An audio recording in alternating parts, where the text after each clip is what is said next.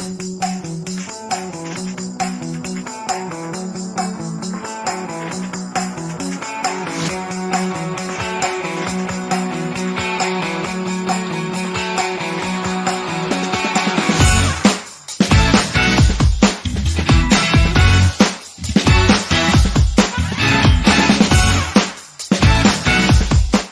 pessoal. O meu convidado de hoje é Lucas Bove. O Lucas é empresário, formado em Administração e Comércio Exterior pelo Mackenzie, especialização em Finanças pelo INSPER e foi apresentador do Conserva Talk. E também, daqui a pouco eu falo. Lucas, Lucas, super obrigado por você estar aqui. Eu sei que você está num shop mushi de correria, mas é um prazer estar aqui com você. Eu que agradeço, muito obrigado pela oportunidade. Por maior que seja a correria, sempre um prazer estar aqui com você também. Muito bom te rever. Obrigado, muito viu? Bom, muito bom. Lucas, vamos falar, o Lucas é candidato a estadual, a gente vai falar sobre isso, mas primeiro eu queria conversar com você sobre educação e essa questão já direto nessa questão de doutrinação. O que acontece? Aonde que eu recebo muito depoimento assim, de pais que não conseguem mais conversar com os filhos e tudo. E onde foram esses valores? Como que isso aconteceu? Como que nós chegamos aqui? É uma questão muito complicada. Existe uma teoria, muita gente diz que na época do regime militar, eles tentaram deixar alguma válvula de escape para a esquerda ter uma certa liberdade, ainda que controlada. E essa válvula foi justamente nas universidades, né? E tem, desde Marx, Gramsci também, que foram grandes pensadores aí da esquerda, eles tinham uma teoria de que você não pode impor as coisas, você precisa ir entrando na mente das pessoas. E por onde que você entra? Pela educação, pela cultura, por esses meios que a gente vê hoje mais enviesados, né? Então isso é uma coisa que não vem de hoje, é uma coisa que vem sendo feita ao longo dos anos para justamente espalhar as ideias da esquerda sem que a população perceba. Então, são diversas medidas que são tomadas nesse sentido, desde o que é ensinado na escola até a forma como é investido. É realmente uma situação muito complicada e o que mais me deixa chateado é que eles usam a inocência das crianças e dos jovens para impor as suas ideologias, né? Exatamente, você falou universidade, mas eu acho que o negócio não é na universidade, né? Eu acho que começa bem cedo, né? Hoje em dia, de que forma isso vai começando assim? Educação infantil, às vezes você tem algumas situações onde você vê que ali tem uma sementinha já desses valores, né? Nada é por acaso, a coisa é muito bem planejada, né? Então, por exemplo, no Brasil se investe muito mais em educação universitária, proporcionalmente, do que em educação de base. Sim. Por que isso? Porque a intenção é justamente fazer com que as crianças cresçam ignorantes, para que quando chegarem nas universidades elas estejam muito mais suscetíveis à doutrinação ideológica mesmo. Né? Na educação básica, por sua vez, tem a tal da ideologia do Paulo Freire, a pedagogia do oprimido. O que significa isso? Isso, fala um pouco. O jovem, ele cresce entendendo que o Estado é a única salvação para os problemas dele, que o capitalista é o inimigo, que o capital é ruim. Só que ele cresce e vive numa sociedade, isso no mundo inteiro, capitalista. Sim. São 2 ou 3 países que se dizem não capitalistas e a gente sabe a situação deles hoje em dia. Cuba, Coreia do Norte, enfim, mais um ou outro aí. Então o jovem, ele nasce, cresce e vai aprendendo que o capitalista é o malvadão, que o Estado pode salvar. E ele se torna uma pessoa amarga, uma pessoa infeliz, uma pessoa contra o sistema, mas ele é obrigado a viver no sistema, porque ele precisa de dinheiro para sobreviver. Né? Então, revoltado com o sistema, mas depende dele. Revoltado com o sistema, mas depende dele. Essa é uma das vertentes. A outra é a desconstrução dos valores tradicionais, da família, enfim. Nós da direita, né, nós conservadores, nós não somos contra a orientação de cada um, sexual, Sim. por exemplo. Nós só somos contra que isso seja uma coisa imposta, uma coisa forçosa. Não pode ser dessa forma, né? Eu tenho 34 anos, mas na minha época, se é que eu posso dizer assim, não era como é hoje em dia, né? Ali atrás, né? Não faz pouco tempo, mas também não faz tanto, mas não era como é hoje em dia, né? Eu recebi um relato de uma mãe, por exemplo, em Morro Agudo, semana passada. ela falou para mim que o filho dela, de 12 anos, não queria mais ir à escola e que ele chorava. Aí eu perguntei por quê. Porque os amiguinhos praticavam bullying contra ele, porque ele era o único que não tinha beijado os outros amiguinhos. Amiguinhos! Meninos com Sabe aquele meninos. negócio de pera, uva, maçã, salada mista? Sim, Que né, todo adolescente brincava dessas coisas, sim. mas é menino com menino. E se o menino nasce daquela forma e tem uma vontade espontânea, Sim. tudo bem, eu acho que assim, dentro da idade correta, desde que os, né, assim, a gente respeita a opção de Será cada que, um, assim, a orientação de cada um, mas 90% das pessoas? acho que não. Não. O problema é que a criança tende a fazer isso porque é a modinha, porque é assim que é ensinado. Isso é muito grave, né, Roberta? É uma moda, é uma experiência que você é obrigado. Os adolescentes, né? Eles se sentem obrigados a passar por isso. Exatamente. Eu tenho alguns depoimentos, assim, até de amigos, de filho, enfim, né? O ambiente, eu tenho filho adolescente, que você vê que muitas vezes eles começam relações, assim, homossexuais, não por, né? Por vontade própria. Não, porque faz parte do checklist ali mesmo. Você tem que passar por aquilo para poder comprovar que você é um ser humano melhor. Exatamente. Né? Exatamente. E aí entram outras coisas que também são gravíssimas. Por exemplo, como é que a gente discute banheiro neutro nas escolas para meninos e meninas usarem o mesmo banheiro se tem escola que nem banheiro tem? Exatamente. Então você entende que o foco é errado? Como é que a gente discute ensinar a linguagem neutra, né, o tal do dialeto não binário, se as nossas crianças nem o português convencional sabem falar? 38% dos universitários que se formam nas universidades são analfabetos funcionais, não sabem interpretar um texto.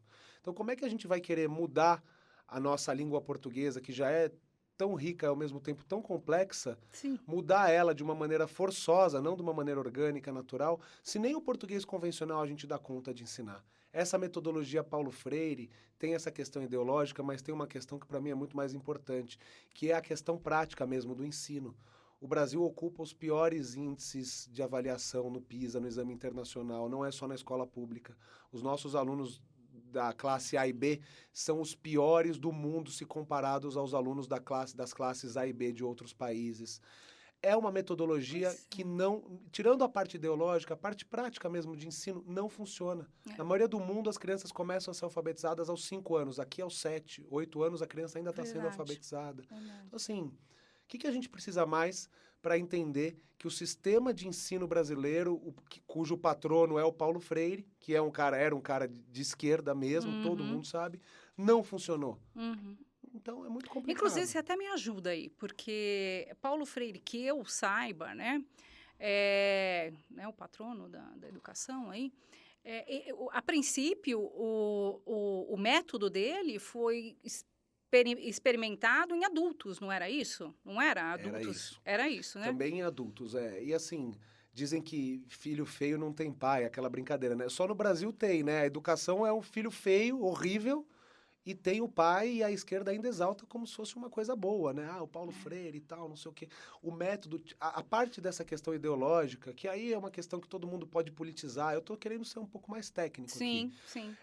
A sistemática de alfabetização, pela fonética, enfim, eu não vou entrar também muito no detalhamento técnico para não ficar um negócio chato. Aula. Não, mas a sistemática é equivocada. Enquanto na maioria dos países se ensina a juntar B com A, forma BA, C com A, forma K, aqui é por associação. Sim. Então...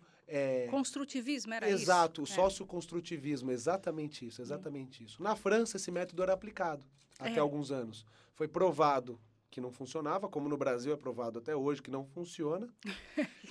Os números não mentem, né? Fatos, né, Roberta? E na França foi abolido esse método, por exemplo. Aqui insistem, que continuam insistindo. Por quê?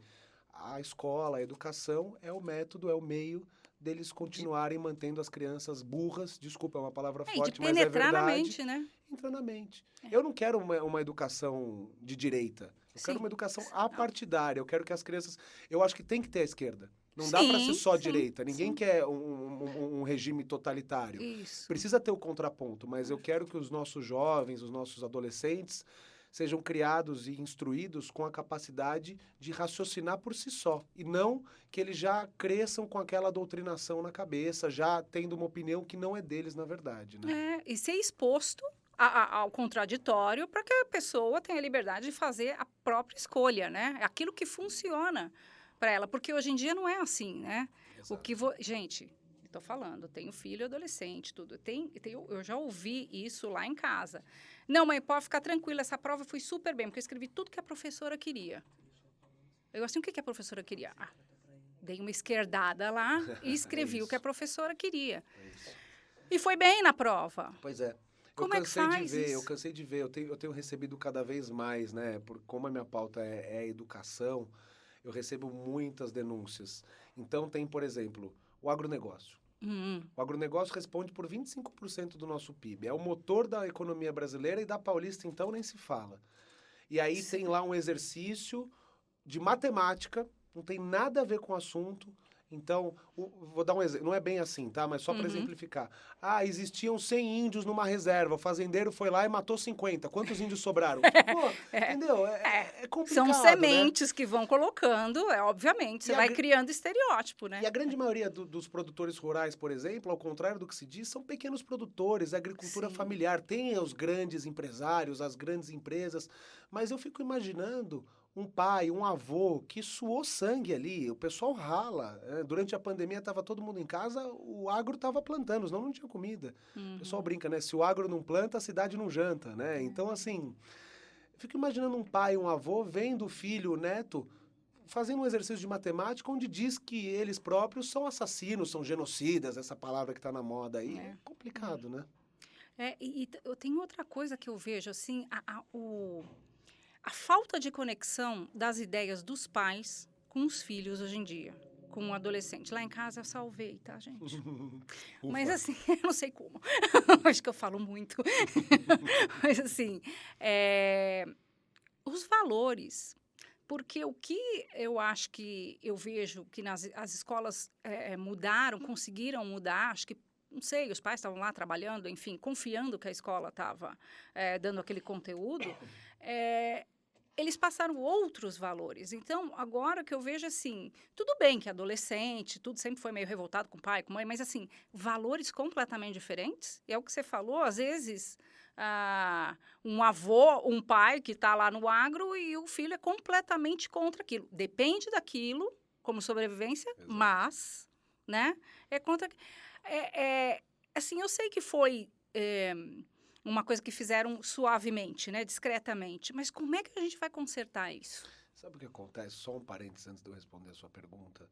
O teu caso, assim como o meu, da minha família, nós somos... É um fato, nós somos uma parcela muito pequena da sociedade que é privilegiada nesse sentido. E não é aquele papo, é o privilegiado, branco, não sei o que, não sei o que. Não, uma parcela que socialmente tem mais condições. Então, você acompanhou. A maioria dos pais quer que os filhos vão para a escola, sabe para quê? Para ter a merenda na hora do almoço. Para ter onde deixar a criança para poder ir trabalhar, fazer a faxina, pegar latinha, entendeu? Isso é mais de 80% da população. É a realidade. E são pais que, infelizmente, não têm um nível de instrução que você tem, por exemplo. Eles não têm nem capacidade de avaliar o que o filho está aprendendo. Ele quer mais ter onde pôr o filho e que o filho faça uma refeição. Isso é que me entristece, que é usado dessa forma, entendeu? Isso é muito triste mesmo. E para consertar, a gente precisa... A Coreia do Sul, ela fez uma revolução. Ela tinha, há 30 anos, os piores índices de educação e melhorou muito, tomando algumas atitudes. Uma delas, para mim, a primeira mais importante, é inverter essa pirâmide de investimento. Tem que investir em educação básica. Exato. Precisa investir. Eu vou te dar um outro dado que talvez você não saiba, que é impressionante. Eu não sabia também. O Enem é utilizado hoje para ingresso em universidades. Ainda né? é? Sim. Sabe qual é o curso que tem as piores notas no Enem? Pedagogia. Então, os piores alunos da nossa rede de ensino, do nosso ensino médio, enfim, das escolas, se tornam os professores de amanhã. Os piores alunos, os piores índices são daqueles alunos que entram para a pedagogia. Menos de 3% hoje dos jovens querem ser professor, sabe? Então, o que você quer ser quando crescer? A cada 100, menos de 3 falam que querem ser professor. É muito difícil. A gente precisa que cuidar do judiação, professor. né? A minha mãe fez direito, mas deu aula há muitos anos, foi professora também. Minha noiva, professora também. Depois a gente fala A dela. gente fala dela, vamos falar dela. Um beijo, amor. Então, assim, poxa vida, é muito triste isso. E por quê? Porque é um salário de fome, porque não é valorizado. Então, como é que a gente vai falar? Volto a repetir, como é que nós vamos falar em ideologia de gênero, linguagem neutra, blá, blá, blá, se quase 10% das escolas brasileiras não tem banheiro? Como é que você quer falar em banheiro misto se a cada 10 escolas em uma, o aluno defeca num buraco? O professor também, o diretor também. Quantos casos a gente não vê de professor sendo agredido em sala de aula? O tráfico de drogas está presente na porta e dentro das escolas. A insegurança. Então, assim, a gente tem que parar de tratar o professor como inimigo. Sim. Muita gente da direita bate nessa tecla. Ah, professor, doutrinador. Eu falo, não, mas o professor passa mais tempo com o seu filho do que você. Nós temos que trazer ele para perto. Valorizar, pagar melhor. Plano de reciclagem, plano de carreira. Mas e o ensinar... conteúdo? E o conteúdo? Porque esse cara já está com a cabecinha lá também para poder passar. Essa é uma vertente. Isso é cuidar do professor. Tá. Depois, a gente tem que cuidar dos diretores. O diretor é que promove o bom ambiente escolar, que garante a assiduidade do professor, a assiduidade do aluno. Meta, dinheiro. Vamos fazer o exame nacional. As melhores escolas, o professor vai ganhar um bônus, o diretor vai ganhar um bônus. Depois, temos que mudar o currículo escolar, modernizar o currículo escolar. É uma máfia, tá? A turma do... Isso. Por que o professor não quer? Assim, o professor, aí generalizando, né? Os sindicatos são muito fortes. Porque o professor vai ter que estudar, vai ter que se reciclar, vai ter que se renovar. Então, se você não dá incentivo financeiro e não coloca os caras para, de fato, mudarem as suas cabeças e cobra resultado, isso nunca vai acontecer. Depois, o pessoal do material escolar. As empresas que produzem os materiais escolares, que são, assim, o Lula outro dia falou no discurso, nós somos o governo que mais comprou material escolar. Material escolar fazendo isso, criticando o agronegócio, mudando a história do Brasil, né? Totalmente enviesado. Então tem muita gente que tem interesse escuso por trás disso. A gente precisa modernizar. Por que é que nas escolas públicas a gente não tem aula de inglês até hoje? É básico, deixou de ser. Na minha época era diferencial, hoje em dia é básico. Na minha época, de novo, tinha SOS Computadores, lembra? A gente aprendia Excel, Word. Eu não Word. lembro, porque eu sou um pouquinho depois, mas... Hoje em dia, a criança, o jovem tem que aprender programação, não é planilha de Excel. Exatamente. Direito básico. Não estou falando para o cara sair do ensino médio um advogado, mas muita gente quer sair do ensino médio e empreender. Sim, não quer fazer faculdade e não precisa mesmo. Quem quiser tem de fazer, antes que digam que eu estou querendo elitizar. Quem quiser tem que fazer, mas às vezes o jovem precisa trazer uma renda rápida, quer montar um carrinho de hot dog. Ele precisa saber os impostos que ele paga, direito do consumidor. Você é a favor de ensino técnico? Com certeza. Muito, né? Muito mais, muito mais. Essa ideia que incutaram na cabeça dos brasileiros de que tem que ter diploma é justamente para levar o pessoal para a doutrinação. Nos Estados Unidos, uma grande parcela da população não tem e vive bem. O cara precisa, às vezes... E assim, eu estudei no Mackenzie. Tinham cerca de 15 alunos do ProUni na época. Numa turma de 70, então era bastante gente. Desses 15, acredito que uns 4 finalizaram o curso. Sabe por que não finalizaram? Porque não conseguiam acompanhar. O cara não sabia fazer uma regra de 3. Como é que ele vai ter um curso de matemática financeira? Então, assim, às vezes o cara vai fazer um curso técnico, vai aprender, vai começar a gerar renda, ele precisa ajudar em casa, precisa ajudar a sustentar a família, vai ser arrimo valorizado. de família. Porque muitas vezes também, Lucas, acontece isso. As pessoas se esforçam para poder fazer uma faculdade e aí vai competir com outro cara lá no mercado. E aí, o que acontece? Ele vai voltar a ter uma outra profissão que não tem nada a ver com aquela carreira que ele, de fato, escolheu. Exatamente. Né? O cara faz o colégio público, aí o cara se forma numa faculdade pública ou com o governo ajudando, aí, enfim. Aí ele tem um diploma de engenheiro, ele não sabe quanto é 7 vezes 7, e ele vai ser motorista de aplicativo. Com todo respeito ao motorista de aplicativo, é uma profissão digna, mas ele não precisa de um diploma de engenheiro para aquilo. Então, é essa questão, né? do oprimido. Aí o cara, o que ele sente? Que o capital não deu espaço para ele. Eu trabalho com construção civil, né? Eu tenho uma construtora em São Paulo. E tem senhores lá, geração mais velha, que nunca estudaram, nem curso técnico tem, mas são eletricistas de primeira linha, assim. O cara é bom mesmo, o cara resolve. O filho, até pelo próprio pai, o sonho é que o filho entre na faculdade e tal, aí o filho se forma engenheiro. Ah, chama ele aqui pra gente conversar.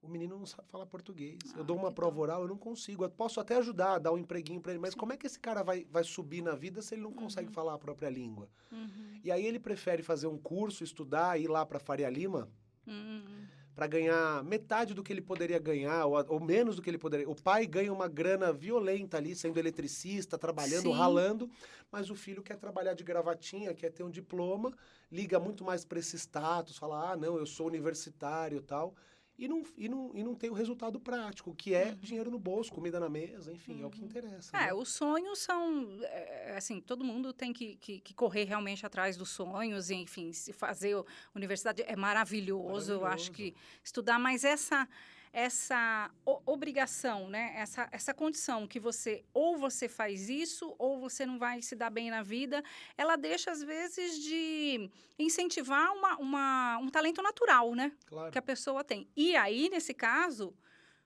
a pessoa quer fazer faculdade, tem que fazer faculdade e tudo mais. Mas por que não ter antes? Ah, vou falar um detalhe aqui. Eu fiz curso técnico.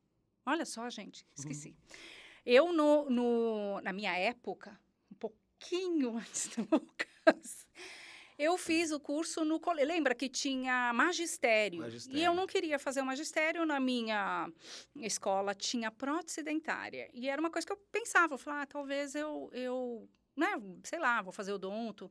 E eu fiz. Isso é que eu não me arrependi, não. Claro que não. Eu não sou uma boa protética, tá? Depois acabei fazendo moda, design de moda, mas tudo bem. Mas assim, mas tinha uma opção, mas né? tinha uma opção. Eu tinha alguma coisa na minha... Até um universo que você já começa a circular, porque Sim. daí você tem congresso disso, você começa a, assim, perceber se aquilo é legal para você ou não, entendeu? Você não espera os quatro, né? É isso terminar. aí, interessante isso que você falou. A minha mãe fez magistério, que eu falei que ela fez direito, Sim. ela fez magistério, então ela Sim. dava aula e tal.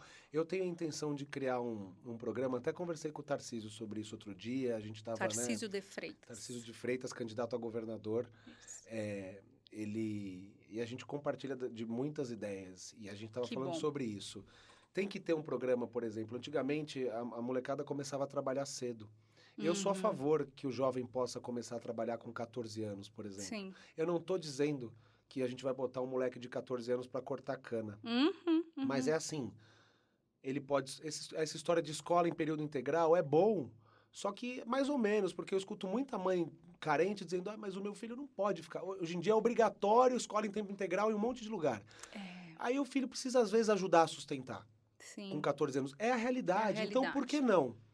Pega esse menino, ele trabalha meio período, outro meio período, como você falou, ele vai para uma empresa.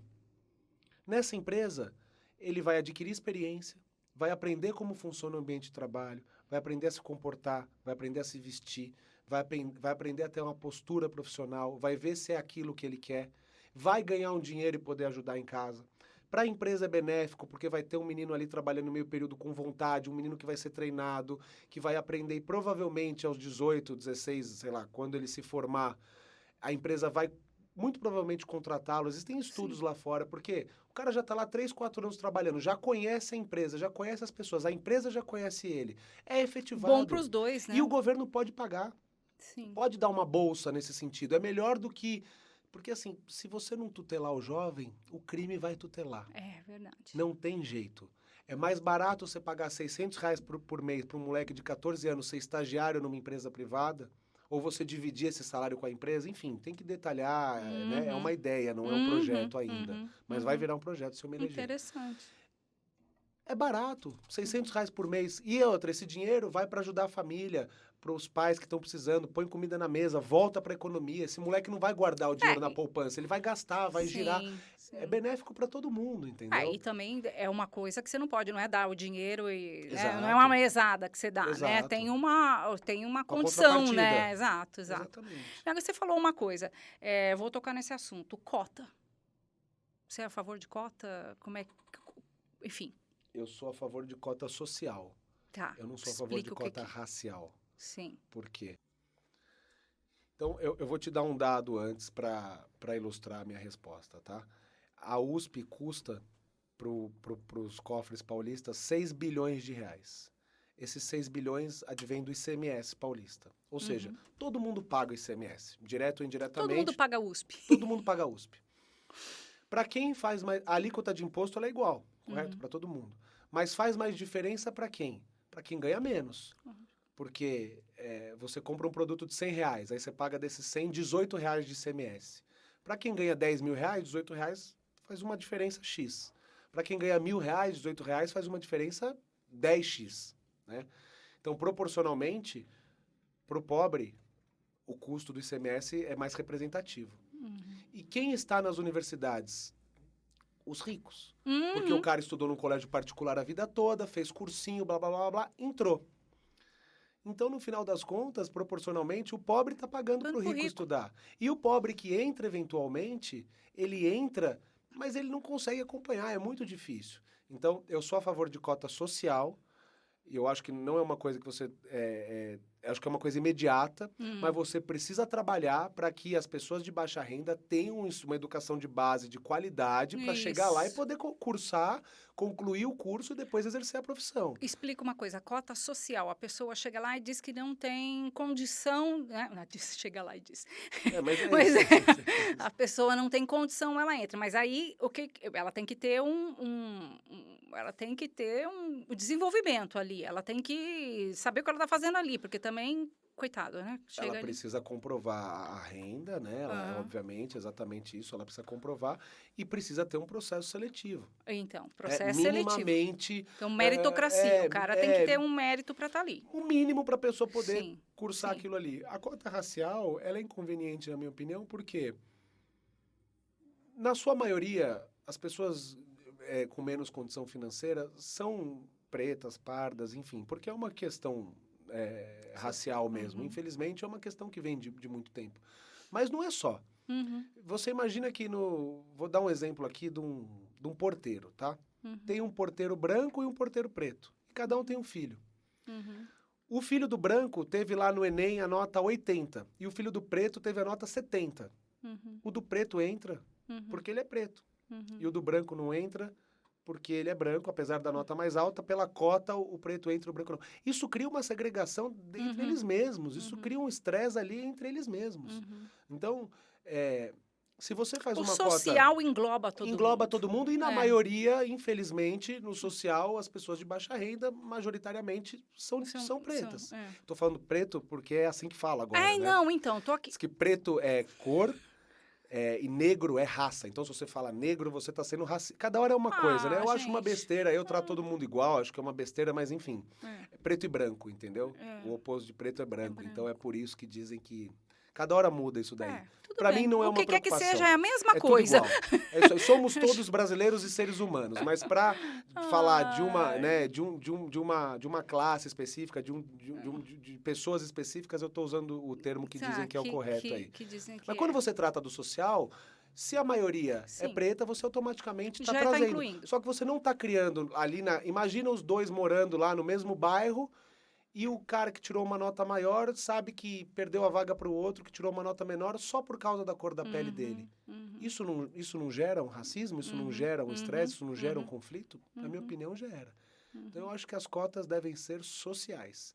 E vou dizer uma coisa aqui que pode até ser polêmica. Eu acho que tem muita gente que não gosta de ouvir, mas eu acho que quem tem condição de pagar a universidade pública tem que pagar. Eu acho que a universidade pública é só para quem não tem. Eu concordo.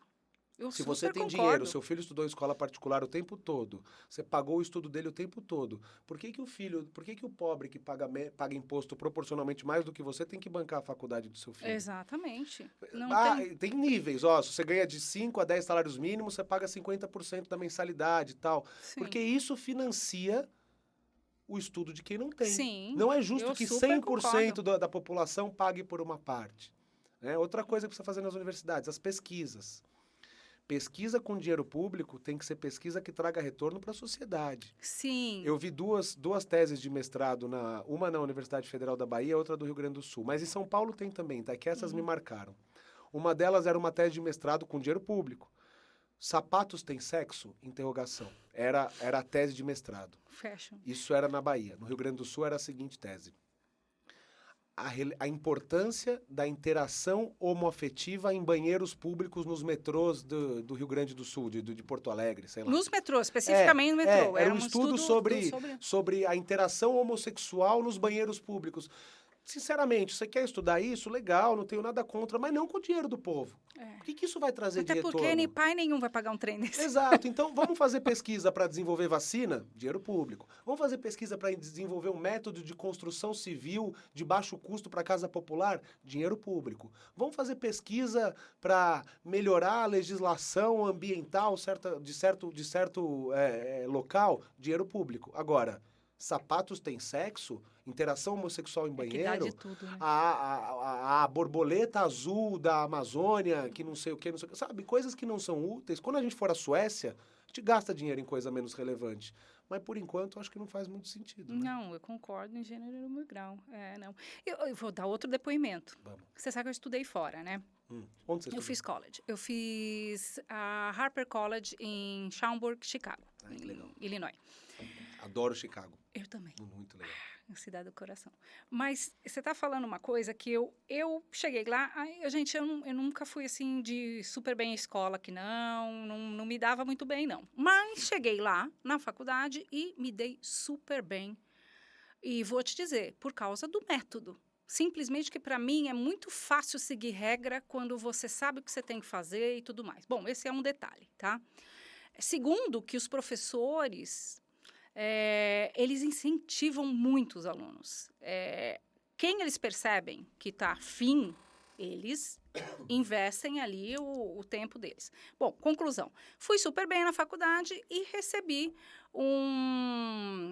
a possibilidade de eu ter bolsa. Bolsa por causa das notas. Meritocracia. Né? Meritocracia. Porém, o que aconteceu? Eu estava numa situação que eu podia pagar. O meu convite foi declinado e, assim, eles olharam e falaram, então, não, você não, nós vamos dar para outro. Gente, com o maior prazer. Isso aí. Com o maior prazer. Então, assim, o que podia funcionar para mim, funcionou para alguém que precisava mais. Não que eu não quero, gente, pagar. Então, enfim, né, eu adoro ficar gastando dinheiro. Mas, assim, eu sei que isso, você vê, você concorda com isso. Eu acho que as pessoas também, o povo concordaria com isso, como você falou. E a sociedade tem que criar consciência, que é justamente a que você teve. Que é o seguinte, é muito fácil para pessoas de classe média alta, porque você estuda numa boa universidade, você vai ter um emprego ou a sua empresa, você vai andar de carro blindado para você se proteger da criminalidade, você mora num condomínio fechado, você viaja para o exterior e fala, ai que delícia, aqui eu posso andar e ninguém mexe comigo, eu posso andar de relógio, nananana. Agora, se você quer, de fato, deixar um mundo melhor para os seus filhos, para os seus netos, se você acredita, se você é brasileiro, verde e amarelo mesmo, você tem que entender que só vamos melhorar, de fato, quando a sociedade melhorar como um todo. E quem pensa que isso não envolve a si, está muito enganado. Porque se você é um empresário, você tem uma dificuldade tremenda de contratar mão de obra. Se você é um empregado, a sua empresa está deixando de pagar um salário melhor para você porque ela perde competitividade lá fora porque a nossa mão de obra é terrível. Terrível. 38% dos universitários são analfabetos funcionais, como eu te falei. E mais, aí eu vou para o fim. Um amanhã, Deus me livre, você pode sofrer um acidente, acontecer alguma coisa e precisar ir às pressas para um hospital público ser operada. Você, o seu pai, sua mãe, seu filho, sua filha. E aí? Você vai ser operado por um médico que estudou numa escola pública e se formou numa universidade pública dessas? Você vai comprar uma casa, você não sabe quem foi o engenheiro que projetou aquela casa exatamente, aquele prédio e tudo mais. E aí? Então, assim, tô indo pro lado mais egoísta das pessoas. Ainda que você não pense na sociedade, mas é um natural. pense em você. Você faz parte, anyway, de qualquer jeito você faz parte daquilo, né? Exato, é gravíssimo, assim. Eu acho que um cara que tem que tem dinheiro, que pagou um colégio caro pro filho a vida toda, que pagou uma faculdade, um cursinho caro, e tem condição de pagar uma faculdade natural. E pensar, não, eu não vou pagar porque o meu filho passou e que se dane o resto, desculpa, não sabe o que está acontecendo no mundo. Precisa voltar para casinha, botar o pé no chão e entender que nós só vamos ter uma vida melhor, nós só vamos ter de fato. Qual é a graça de você ganhar dinheiro, prosperar, E aí, a hora que você desce do seu carro blindado, sai do seu condomínio fechado, tem gente revirando lixo atrás de comida. Sim. Pelo amor de Deus, é assim, é É. por isso que eu entrei pra política, sabe? Porque eu acho que não dá, eu fico louco da vida quando eu vejo cachorro revirando lixo, quem dirá gente, sabe? É Seres verdade. humanos que são como nós. É. Imagina a vida Não, dessas não pessoas, tem- Roberta, tem você acordar condição. de manhã sem saber onde você vai dormir na noite seguinte, o que você vai comer, se alguém vai te dar um prato de comida ou não, se vão botar fogo em você de madrugada, como a gente viu um monte de coisa aí acontecendo. é. Puxa vida, é triste, né? Não, horrível. Bom, você falou agora que você entrou na política, nós vamos... Antes disso, eu vou fazer uma pergunta. Tá, Por que essa pauta da educação? O que te levou a ela? tá. Bom. Desculpa, só um segundo, porque a sua rede social, eu fui lá, adoro, sigo o Lucas, todo mundo tem que seguir também. Lucas Bov SP. É isso. E sempre foi essa, né? Você sempre... o que te deixou indignado era a educação. Sim. Eu poderia falar aqui da minha mãe, que deu Uhum. aula, da minha noiva, tudo, mas Ai, não tua é uma noiva. questão, não é uma questão Gente, romântica, tá? vamos parar, vai. Tá. Lucas é Parênteses. noivo, aliás, ficaram noivos Fiquei agora, noivo, meus parabéns, fiquei, achei lindo, o casal maravilhoso, a Cíntia Chagas e o Lucas Bov. Então, assim, o Lucas, além de tudo, da pauta, ele conseguiu, assim, a rainha da nossa educação. Juntou a fome com a vontade vontade de comer, né? não é? Parece que foi de propósito, Ai, né? que O pessoal fala, legal. você começou a falar de educação depois da Cíntia? Não, já era. Inclusive, Já era. você falou do Conservatório, que nós entrevistamos a Cíntia e... Foi o Ricardo Salles que convidou, porque ele tinha sido entrevistado por ela antes, e eu fui um dos caras que insistiu.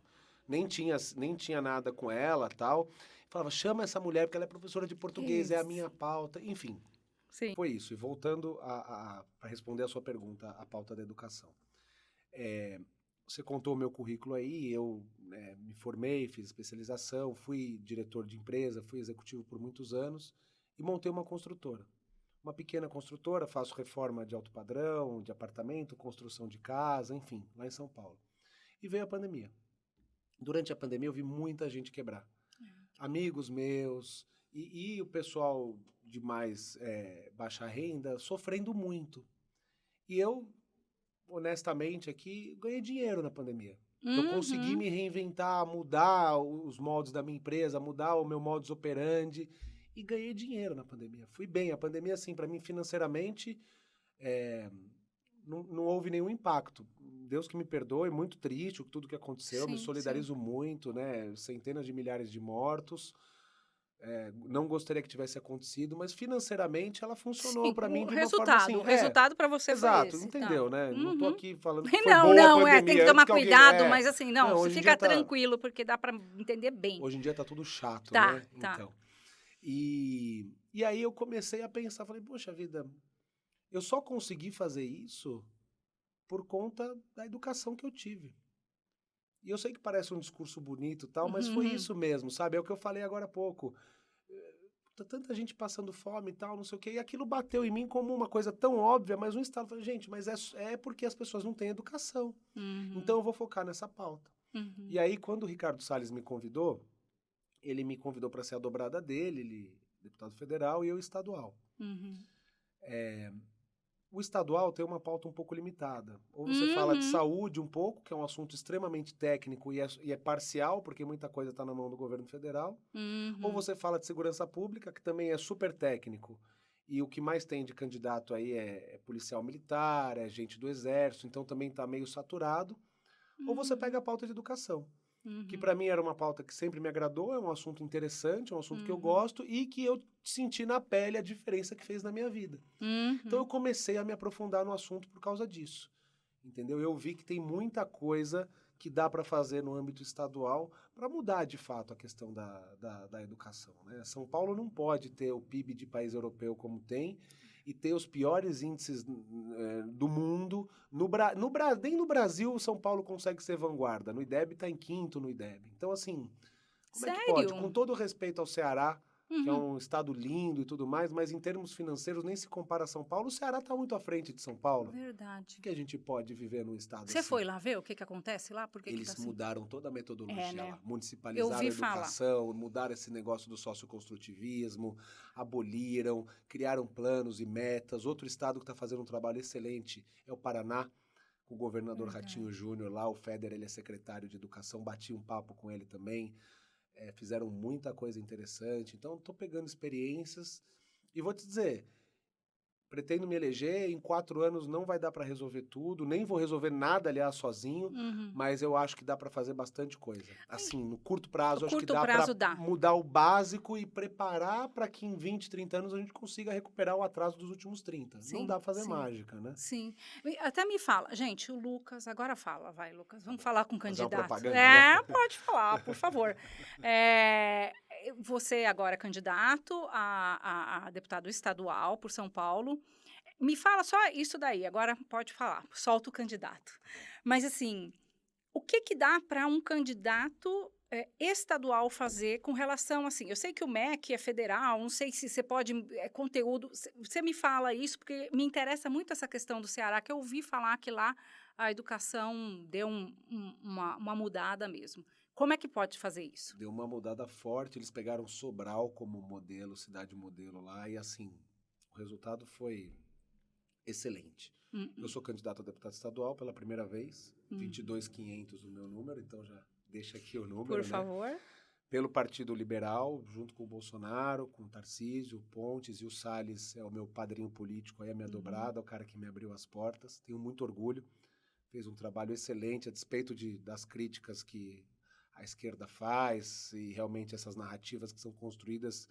Ele peitou o mundo inteiro e falou, ó, o Brasil é nosso, a Amazônia é nossa, nós vamos cuidar e quem quiser vir para ajudar, ótimo. Quem quiser vir para dar dinheiro para a ONG amiga, nós não queremos. Então, eu tenho muito orgulho de estar ao lado dessa equipe aí.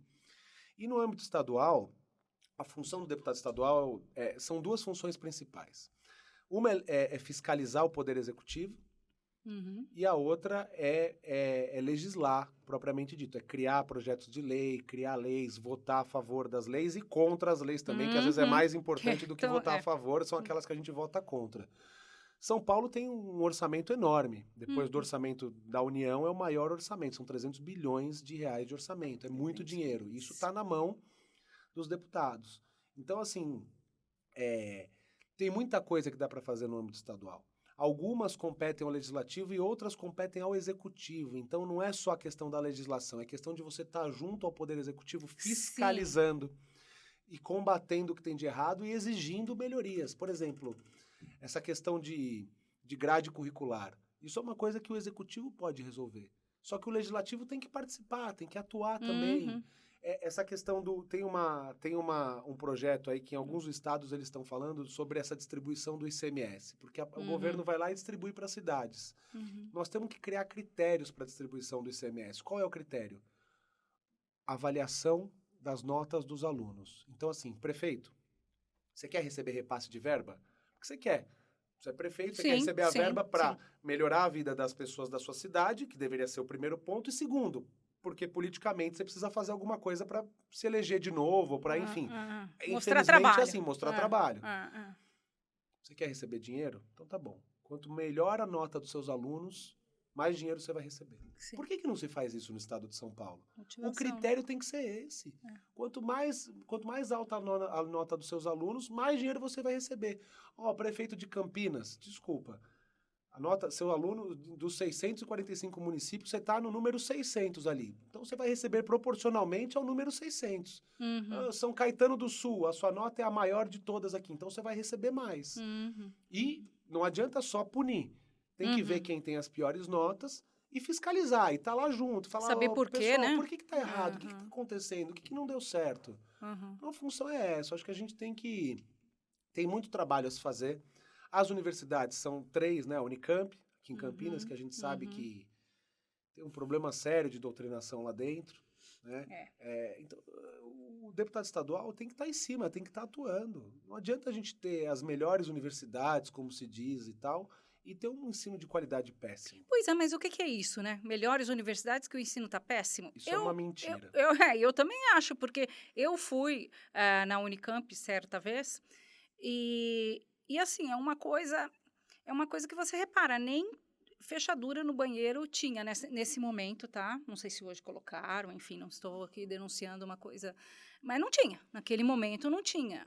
Não achei um lugar inspirador, o que é pior, porque é um lugar pichado, com um monte de faixa, tudo. E não me inspirou. A gente que estudou em lugares inspiradores, principalmente, isso faz parte. Claro. Faz parte você se orgulhar da instituição que você está, um lugar que você honra e tudo.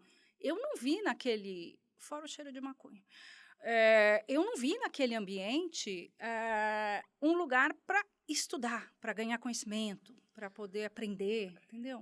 É fogo, hein, Lucas? É complicado, não, tá difícil, assim, eu tive uma experiência muito triste. Eu fui à Unicamp também. Você foi? E é a mesma coisa. Você eu tá fui na assim USP, ainda? Uhum. eu tenho até um vídeo meu. Da Unicamp eu não fiz vídeo porque tava meio complicado lá, mas na USP eu fiz pichação, apologia às drogas, questões políticas ali, mas assim, Bolsonaro com uma faca no meio da cabeça, Nossa Senhora.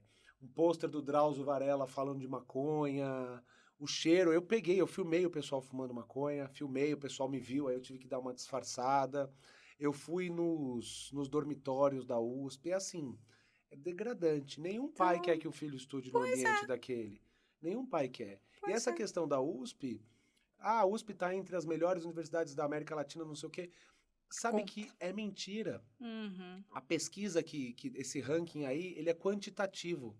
Então, a USP, quando eles falam que ele tá entre as melhores, é porque eu não tenho os números de cabeça. Esses eu não tenho, desculpa, tá? Não, uma hora a gente Mas dá. é o seguinte, depois eu vou até vou postar lá, quando a gente soltar a entrevista, aí eu posto lá nos meus stories e te marco para todo mundo ter acesso. Tá. Esse índice que eles dão é de quantidade. Então, a USP, ela tá entre as melhores em quantidade de pesquisa. Então, a USP fez 1 milhão de pesquisas no ano, significa que ela tá entre as melhores. Mas se você pegar o ranking qualitativo da qualidade das pesquisas, das notas e não sei o que, ela tá lá embaixo, ela tá no chão. Então, essa propaganda que fazem, a USP é entre as 10 melhores universidades do mundo, não sei o quê. Em relação à quantidade de pesquisa. Conclusão também, por isso que ninguém quer tirar a verba da pesquisa, né? Exatamente, porque mantém ela lá em cima, enquanto isso eles estão lá dentro você fica doutrinando. 40 anos estudando por que o tomate é vermelho. Exatamente, é isso Putz, aí. grilo. É isso aí. Tem gente que está lá 15, 20 anos estudando a história, exato, por que o tomate é vermelho. A história da Grécia Antiga, acho super importante, mas paga do bolso. A não ser que você esteja na Suécia. Aí você pode estudar por que o tomate é vermelho. Mas nós não estamos. Enquanto tem, sabe, gente... É o que você falou aí. O banheiro não tem trinco, não tem... Nada funciona. Como é que a gente pode pensar em, sabe, nesse tipo de coisa? O básico tem que ser resolvido. Eu estava em Ribeirão Preto, fui visitar uma escola lá. Não tem um ventilador de teto. Você sabe quantos graus estava em Ribeirão? Eu tô até meio... Agora, nós estamos no inverno ainda, né? Amanhã começa... Lá é muito quente. 36 graus em Ribeirão Preto no inverno. Como é que você vai exigir de um aluno que ele aprenda? Escola Como é estadual? que você vai exigir de um professor que ele ensine se o cara tá pingando ali, sabe? É frescura. Não é frescura, não, gente. Não é mesmo. Tem como. Escola estadual. Não tem como. Ensino médio. Não tem como. Tem a menor condição. É assim... É maldoso. Não é nem... sabe? Criminoso. É criminoso, exatamente, Roberta. Eu acho muito também. Triste, muito que triste. coisa. E aí, vamos passar a parte da fofoca. Então, agora você ficou noivo da Cíntia Chagas e esta união da língua portuguesa. Das línguas portuguesas. Das línguas orais. Momento Cíntia, proibido para menores. Cíntia, eu sou muito tua fã. Muito tua fã. Um dia eu vou combinar com ele aqui para ele trazer você aqui, tá bom? Mas eu tenho medo de você, porque eu não consegui nem falar. Lucas, como é que a gente fala na frente daquela mulher? Eu escuto isso de todo mundo. E eu no começo tomava maior cuidado, mas você sabe que eu vou te contar já que é o momento fofoca. A Cíntia é mineira, né? Ai, que delícia! Ela fala você, ela fala uai, ela fala sou, ela fala tomate, teatro, ela, sabe, ela é professora no Instagram, ela tem aquela pompa toda, mas no dia a dia é tranquilo. Às vezes ela me corrige, né, claro.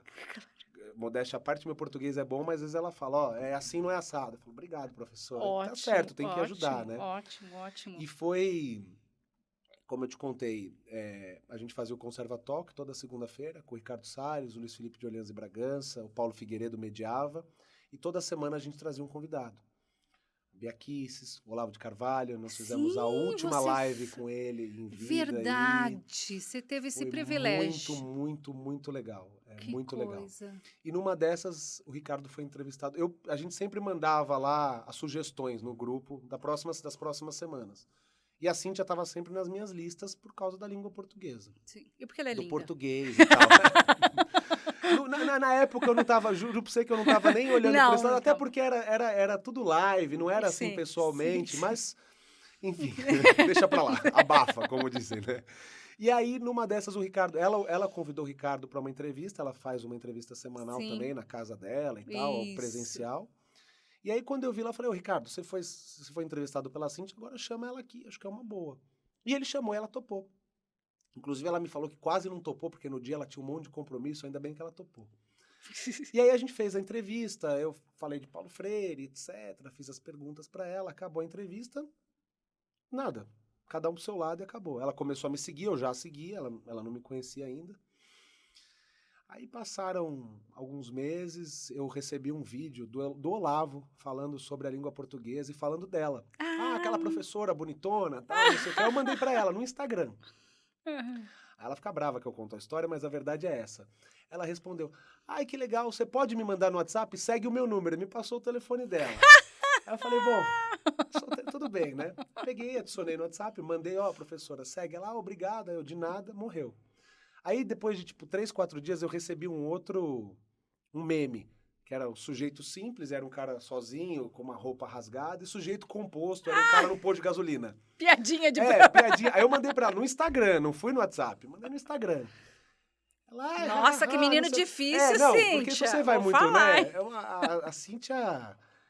Eu imagino que ela devia ser uma mulher bastante cobiçada, né? Porque ela tava solteira, bonitona e tal, não sei o que, inteligente. Não é bonitona. Não, bonitona é tia, ela é maravilhosa, maravilhosa. Inteligente pra caramba e tal. E eu falei, não, se eu for com muita sede ao pote, é só mais um lá, né? Então eu fui pelo Instagram de novo. Tá certo. Estratégia. Tá certo. Mandei pra ela. Ela, não tinha graça nenhuma. Você é de exatas? Do nada ela soltou essa pergunta assim. Eu falei, bom, passou o telefone na primeira, puxou um assunto, nossa, tá calor hoje, né? Falei, então tá bom. Aí começamos a conversar. Você entrou como primeiro da fila. Exato. Pronto. E aí foi, vamos falar no WhatsApp. Eu falei, você me deu o seu telefone? Dei e tal. Aí chamei ela no WhatsApp, começamos a bater papo. Que legal. Saímos pra jantar. E eu pedi ela em namoro no primeiro jantar, assim. Sério? Bateu muito. Lá em Minas, eu sou de família mineira também. Minha mãe é mineira também. Lá em Minas gosta assim, de homem que vem e pede a gente em namoro, pede pra casar. E foi assim, porque antes, na verdade, do jantar, a gente ficou 3, 4 dias conversando por telefone. Mas assim, e eu não sou de ficar ao telefone. Não sou de ficar ao telefone, né? Eu não tenho saco. Eu fiquei 3 horas com ela conversando no primeiro dia, mais umas 2 horas no segundo dia, mais umas 2 horas no terceiro dia. Pô, você fica 7 horas em 3 dias no telefone com a pessoa, alguma coisa tem. Quando a gente saiu pra jantar, a gente já sabia. Você sabia, que legal. Aí pedi namoro, estamos namorando há uns 8 meses aí, acho mais ou menos. E aí, a gente tava falando em morar junto e tal, papapá, e ela falou, é o seguinte... Eu não faço questão de festa, nada disso, mas aqui não é bagunça, nós não vamos juntar. Lá em Minas não é assim, não. Pelo menos assinar o papel, não casar. Falei, tá bom. Aí tem uma amiga minha que mexe com joias e tal, comecei a procurar um anel, eu achei. E eu ia pedir em casamento só depois das eleições. Eu tô numa correria que você faz ideia, né? Faço ideia, mas uma correria do caramba. Só que aí essa minha amiga mandou uma foto de um anel, falou, olha, achei um anel lindo aqui pra você e tal. Achei a pedra bonita, posso fazer o anel? Eu fui ver, gostei, comprei. Bom, guardei, falei, depois das eleições eu peço. Mas aí segura a ansiedade, né? Aí tive uma brechinha na agenda, um jantar, levei ela pra jantar, fiz o pedido. Depois do jantar, e ela aceitou. E tivemos que sair assim, eu marquei o jantar com ela às 7 horas da noite. Que às 8h30 eu tinha um evento político. E aí pedi ela em casamento e falei, beleza, aceita, legal, vamos brindar aqui, vamos embora que eu tenho um evento de política. Ela falou, poxa, nem no dia do pedido. Não, mas aí você tá devendo essa pra ela. Tô devendo. Ela vai fazer 40 anos agora, dia 16 de outubro. Vou ver se a gente vai ter passado o primeiro turno, 16 de outubro. Vou estar com certeza em campanha aí pelo Tarcísio e pelo Bolsonaro, se não ganharmos no primeiro turno, que ainda há esperança. Você acha que vai? Acho muito difícil. Né? Mas estamos trabalhando para isso, né?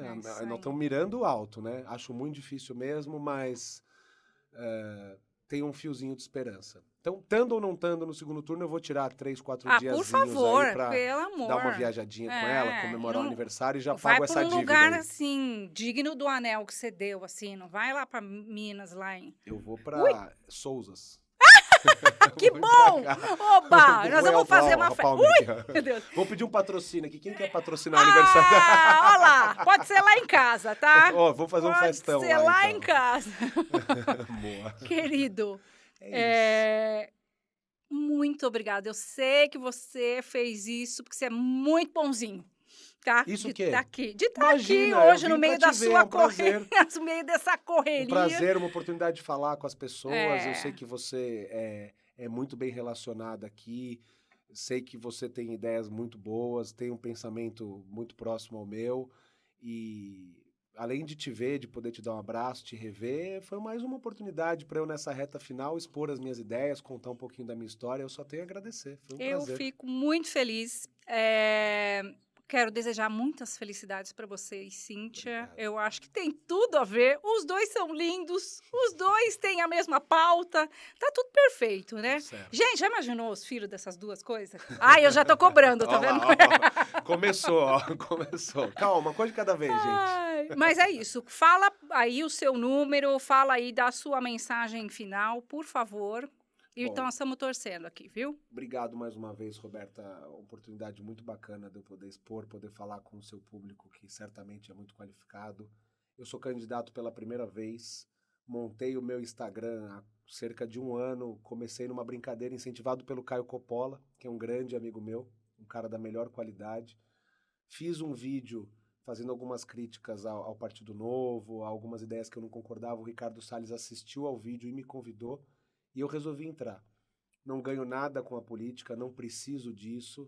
Pelo contrário, é prejuízo financeiro, é ameaça, é todo tipo de coisa que vocês imaginam. Mas é por vocação mesmo, é por ideal. E peço a todos aí que deem uma olhada com carinho, façam uma busca no meu Instagram, nas minhas redes sociais.